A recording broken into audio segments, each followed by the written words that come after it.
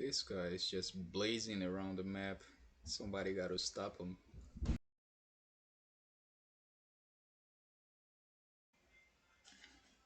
Alright, welcome back, guys. This is another review for the netcode for NeverRage, and we are now testing movement synchronization. And the goal for our milestone run was pretty much to have the characters be able to move and have their animation play across the network. And the movement is really fast, and the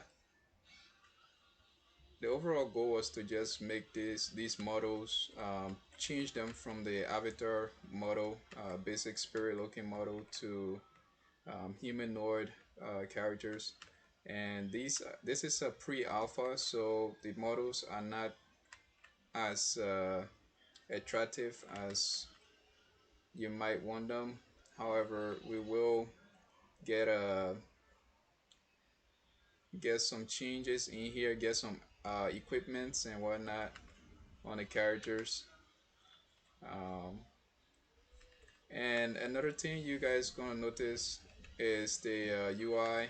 We have a new UI system setting in progress right now, and on the top right is the mini map. At the top, you will have your classic leaderboard stats and whatnot, and on the right you have your name, uh, your image, and your vitality stats and mana and basic gamer stuff. The overall goal here is to make this uh, to gamify this overall system, and then we're gonna move all of this, all the progress you are making, we're gonna move it into a persistence uh, environment. And one thing I wanted to show that is in progress right now is the combat system. This combat system is designed for experience-based interaction. The way we are designing this game is that as you use skills, you gain points progression into those category. Let's say there are melee equipments.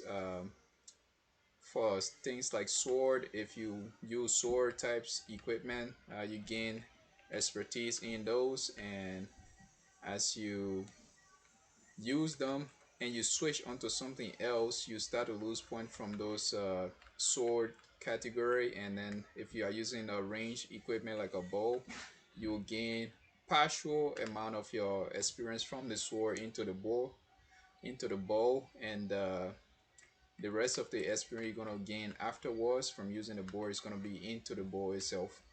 So it's basically based on exploration and just advancing specific skills that interest you, and it doesn't lock you into a specific class system or whatnot. Even though you're gonna have a training or an origin, the origins we have are barbarian, cleric, warlock, druid, rogue, and all the basic classes, but those are origins, and you pick those so that you can start learning specifically the talents that are in those paths, and then you just gain points faster if you pick those origins. So as I was talking about the combat, we want the combat to be action style, and so we decided to design something similar to uh, how you call this, similar-ish to Black Desert, but more focused on Vindictus. And uh, um, there's another game that has Shadow of Mordor type of combat. That's what we're aiming for. We want to have grabs and other stuff like that in the game. So I just want to show you guys a basic animation here. These classes are still work in progress, and Once we get all the basic animations and Netcode, everything set up, we're gonna start designing the actual classes. And the next goal right now is to design a website for the game, finish the website. We have a basic website right now, but it is not complete yet. So this is the animation of a basic attack. As you can notice here, there is a first phase. There's a an action builder system. The first phase here is when you can actually, it's the black bar. You have that opportunity to cancel your abilities once you start using it, or you can also add additional ability to it, right? So if I were to hold down my W key and then I click my attack, which is Q, after the animation, there's a little bit of a dash forward. Um, that is not completely done yet, but when I say combining abilities, that's similar to what I mean by combining abilities. So so we cut into the video so we can show you guys the character sheet to better explain the origin path of the characters. So you click C. This is the character inspector, and this is actually a glimpse of what's gonna come. We have your character name, your character size. Some people like to make that character big, bulky, and other people like to make that character small. Aging in this game is gonna happen every day and night cycle, and time frame in this game is auto managed, so you can really edit this part. And then you have your melanin percentage, how dark you want your character to be, and all the way. And apart from there, we have the home castle. By default, NeverRage is the home castle, and there's a story behind NeverRage. And so the story revolves around the origin of the barbarian. So barbarian are territorial nomadic folks whose ancestors live in the forest at the edge of NeverRage, the soon to be NeverRage. So their chief was the first king of NeverRage, um, as he was the one who slayed the mighty ogre who owned the castle. The chief went berserk during this fight, and he, as well as the ogre, slaughtered everyone in their surrounding, creating a circle of blood. With the chief, I mean, when the chief looked around the dead army, he saw what he had done and immediately fell into a pit of unending rage. The troop had to retreat, his own troop had to retreat because he was in a mighty fury and he couldn't stop. And they returned when they were fully recovered to end their leader's misery. In this battle, which lasts full 9 full moons, a lot of people were injured and a lot of casualties. During this battle, several barbarians learned how to control their fear and anger.